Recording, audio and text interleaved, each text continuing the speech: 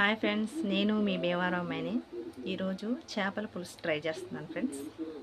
గిన్నె పెట్టి ఆయిల్ పోసాను. ఆయిల్ వేడెక్కాక ఉల్లిపాయ ముక్కలు వేయాలి.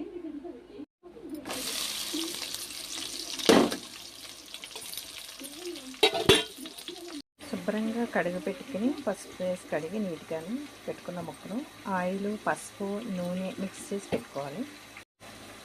కొంచెం ఆయిల్, పసుపు, 2 స్పూన్లు కారం. చేపల పులుసులో కొంచెం కారం ఎక్కువ వేసుకుంటే టేస్ట్ బాగుంటుంది.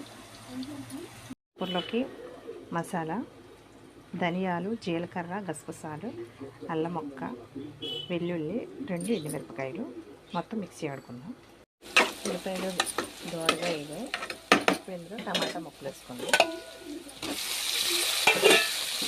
టమాటా బాగా మగ్గాలి. కూడా బాగా మగ్గింది. ఇందులో మసాలా వేసుకున్నాం.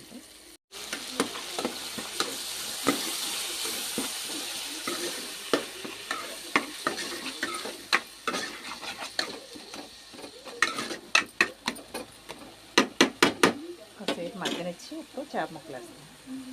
మనం చింతపండు నానబెట్టుకుని పిసిగేసిన పులుసు పక్కన పెట్టుకున్నాం.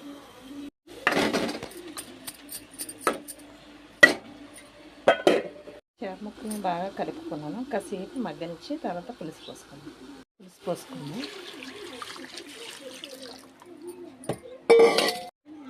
మెంతింగ్ ఒకసారి కలయి పెట్టుకుని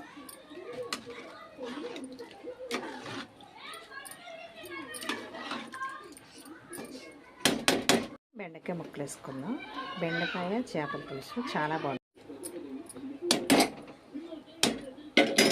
ఫ్రెండ్స్ అయిపోయిందండి. లాస్ట్ కొత్తిమీర జిమ్మేసుకొని ఆఫ్ చేసేసుకున్నాం కర్రీ. రైస్లో వేడి వేడి చేపల పులుసు చేసుకుని, నాకు చేపల కూరలో బెండకాయ అంటే బాగా ఇష్టం అండి. ఇందులో శన ఉంది. శన అంటే ఇంకా